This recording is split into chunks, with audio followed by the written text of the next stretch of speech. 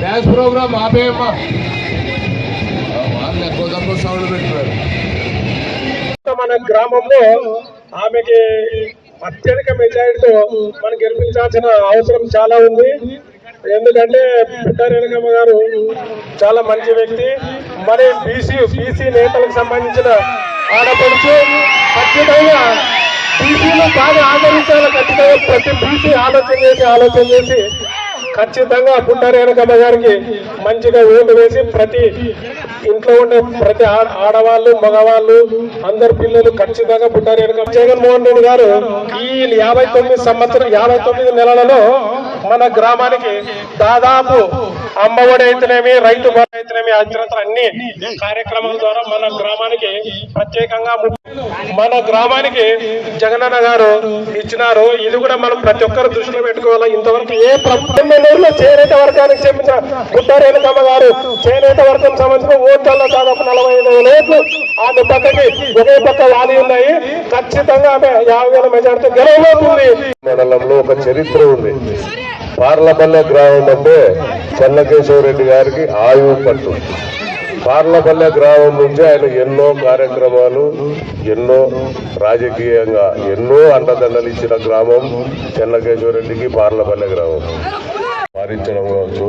ఈ 4 సంవత్సరాల్లో ఇంకో విషయం అంటే వర్షం జగన్మోహన్ రెడ్డి గారు ప్రతి ఒక్కరికి ఈ పథకము ప్రతి ఒక్కరికి ప్రతి ఇంటికి ప్రతి ఒక్కరికి పథకం చేరింది. మన గ్రామంలో ఏ పార్టీ నాయకుడైనా చెయ్యెత్తి నాకు జగన్మోహన్ రెడ్డి గారి నుంచి రూపాయి కూడా లబ్ధి చెందలేదని మన గ్రామంలో ఒక్కరైనా చెయ్యెత్తితే సభాముఖంగా అందరికీ ధన్యవాదాలు. ఇంటింటికి ప్రతి పథకము అందించిన వ్యక్తి మన వైఎస్ జగన్మోహన్ రెడ్డి గారు. తెలుగుదేశం ముఖ్యమంత్రి, మాజీ ముఖ్యమంత్రి నారా చంద్రబాబు నాయుడుతో సహా ఆయన కుమారుడు గాని లేదా ఆయనతో జతగట్టిన వివిధ పార్టీల నాయకులు గాని ఎవరైనా దమ్ముంటే ఈ పథకము బాగలేదు ప్రజలకి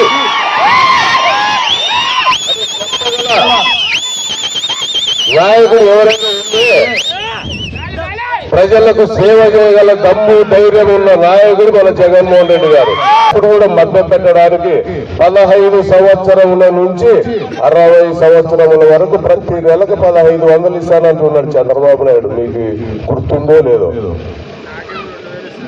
1500 కాదు కదా, 15 రూపాయలు కూడా ఇవ్వాలి. జగన్మోహన్ రెడ్డి వచ్చిన తర్వాత సచివాలయ వ్యవస్థ ఒకటి ప్రవేశపెట్టి 1,35,000 మందిని ప్రభుత్వ ఉద్యోగులుగా తీసుకున్నారు.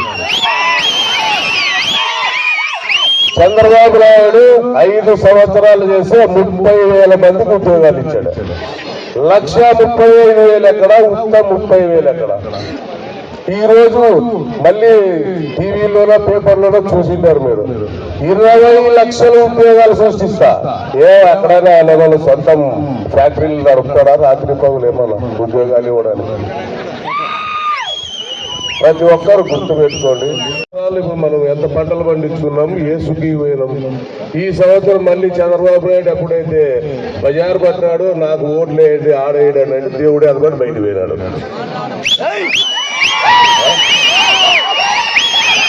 మన అక్క బుట్ట రేణుకమ్మ గారికి అత్యధిక మెజార్టీ మన పార్లపల్లి తరఫున ఇవ్వాలి. ఫ్యాన్ గుర్తుకి అక్కకు ఒక ఓటు. మన ఎంపీ అభ్యర్థి బోయ కులానికి చెందిన పివి రామయ్య పేదవాడు ఫ్యాన్ గుర్తుపై ఒక ఓటు.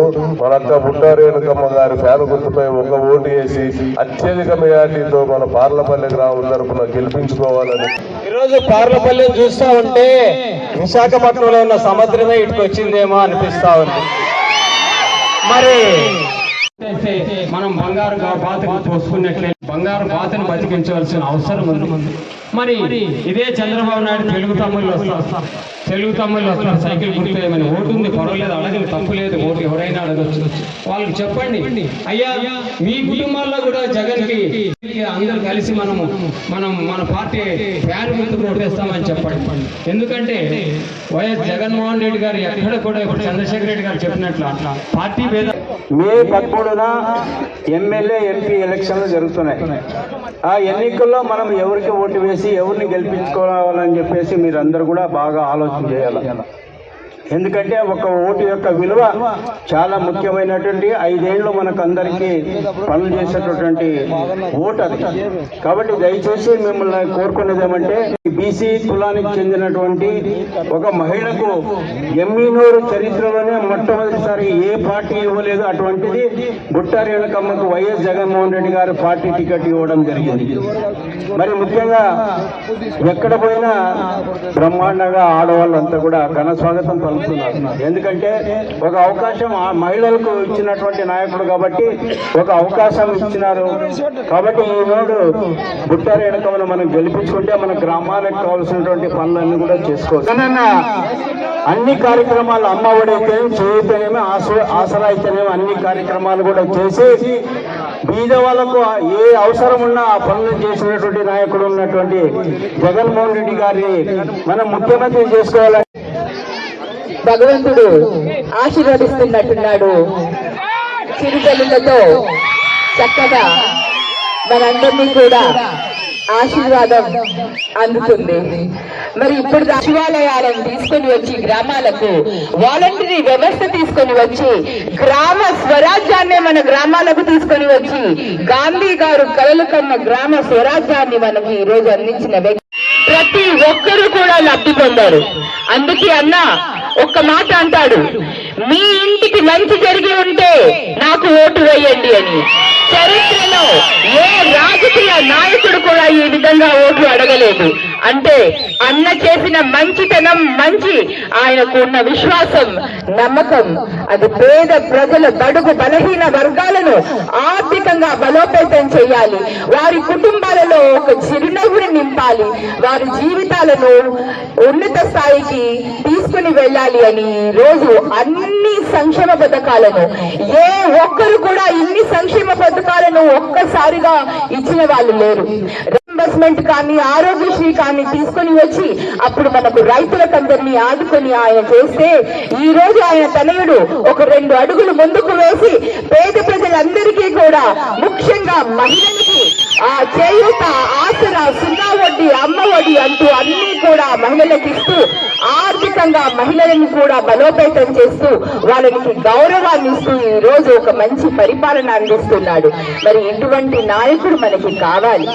జగనన్న లాంటి మంచి మనసున్న నేత వస్తే మన పిల్లల భవిష్యత్తు, మన భవిష్యత్తు చక్కగా ఉంటుంది.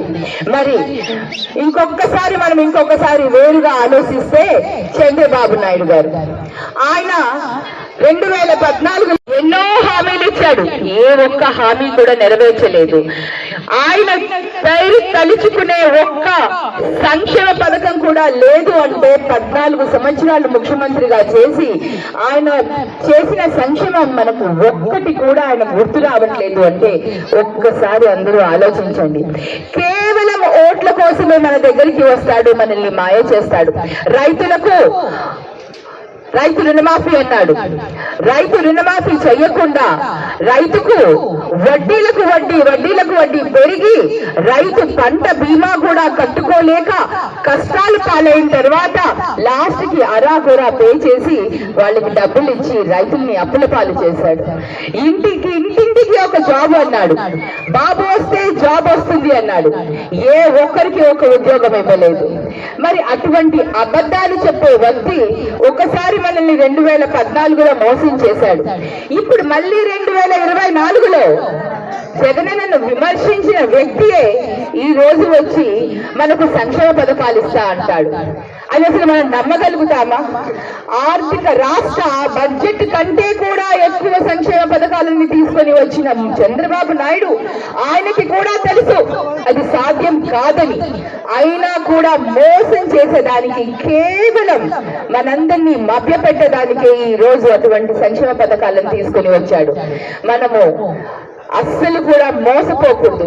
ఎవరినైనా ఒక్కసారి మోసం చేయొచ్చు. సమస్యలున్నా ఏది ఉన్నా మీ ఆడబిడ్డగా మీ దగ్గర ఉండి మీ సమస్యలన్నీ పరిష్కరిస్తానని మీకు తెలియజేసుకుంటూ, మరి ఈ రోజు మే 13వ తేదీన ఎలక్షన్స్ రాబోతున్నాయి. ఆ రోజు ఫ్యాన్ గుర్తుకు ఓటు వేసి జగనన్నను ముఖ్యమంత్రి చేసుకునే విధంగా నన్ను ఎమ్మెల్యేగా ఆశీర్వదించి ఎమ్మెల్యేగా గెలిపిస్తారని మీ అందరికీ కూడా చేతులు జోడించి పేరు నా పాదపల్లి గ్రామస్తులందరికీ కూడా అభ్యర్థిస్తున్నాను. తాను గుర్తుకు ఓటు వేసి మాకు విజయాన్ని ప్రాప్తించాలని. ఇది తాను గుర్తు, మన గుర్తు తాను గుర్తు, మన గుర్తు తాను గుర్తు.